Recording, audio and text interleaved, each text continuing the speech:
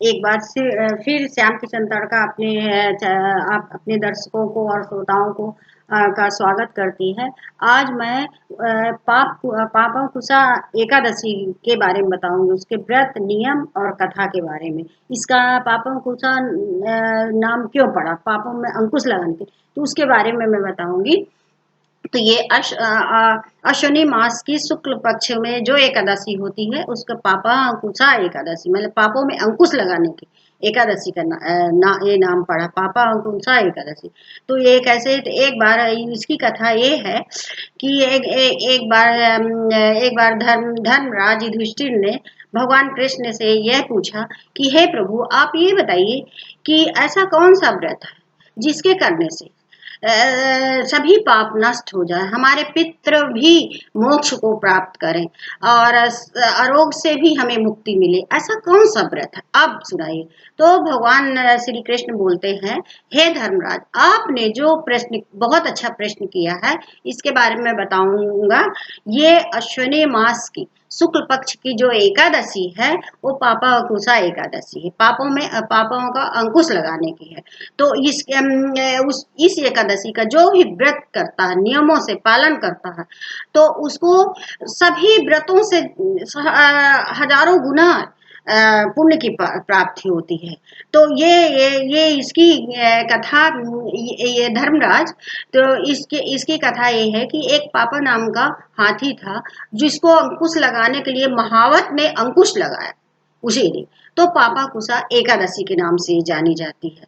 अब इसका व्रत का विधान तो बहुत है, मतलब कि सुबह उठो, स्नान ध्यान करो, फिर संकल्प लो, संकल्प में तिल लो, तुलसी पत्ता लो, जल लो, तुलसी पौधे के पास जाइए और ये कहिए कि हे भगवान, हे नारायण, हे लक्ष्मी नारायण, ये लक्ष्मी आप आज हम ये एकादशी, पापा कुशा एकादशी का व्रत का संकल्प ले रहे हैं, आप इसको विधि विधान से पूरा करिए और पुष्प वगैरह करिए, फिर अंदर आके अपना पूजा करिए, बढ़िया चौकी में सब भगवान को विराजिए, लक्ष्मी नारायण को विराजिए और उनका जाप करिए, अखंड ज्योति जलाइए, सब कुछ जैसा कि पूजा में आदमी करता है उसी तरह से करना चाहिए। तो वही धर्मराज युधिष्ठिर से भगवान कृष्ण भगवान ने इस एकादशी के बारे में बताए हैं और इसका पारण का भी नियम होता है, पूजा का, व्रत का, सब कुछ नियम होता है। सभी एकादशियों में से ये बहुत बड़ी एकादशी, पापों से, सभी पापों से मुक्ति मिलती है।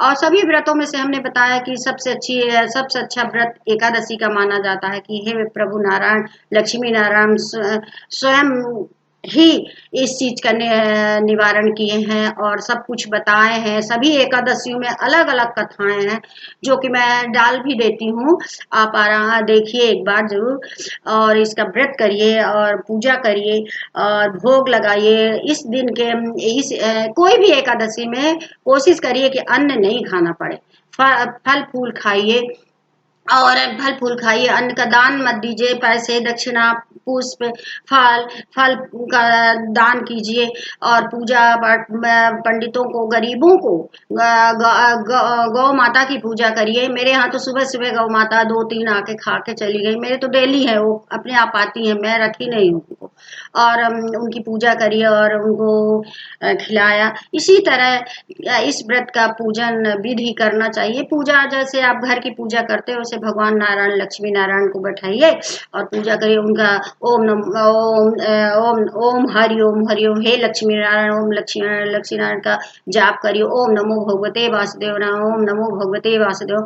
यही सब करके आप एकादशी का व्रत करिए, पूर्ण करिए। सुबह दूसरे दिन उठ के, अब जो पारण का भी इसका नियम रहता है, तो इस बार 2022 की जो ये पापा कुशा एकादशी है उसका गुरुवार को है, मतलब 2022 को गुरुवार 6 अक्टूबर को है और 7 अक्टूबर का इसका पारण होगा। तो उसका पारण का समय है 6:15 है और शुरू होता है और 7:25 में समाप्त होता है। तो आप ये कोशिश करिए कि इतने जल्दी तो भोजन तैयार नहीं होता है, तो आप तुलसी और जल से अपना पारण खोलिए और लक्ष्मी नारायण को भी तुलसी अर्पित करिए। उनके भोग में बिना तुलसी का वो भव भोग नहीं लगाते हैं कृष्ण भगवान भी और लक्ष्मी नारायण भी और हरि भी। तो इस तरह का उनका ये सब ध्यान करके आप इस पूजा व्रत को संपन्न कीजिए और करिए। मैं आशा करती हूँ कि सभी मेरे दर्शक लोग अवश्य करेंगे इस पास का। जय श्री कृष्ण, जय नारायण, हे नारायण।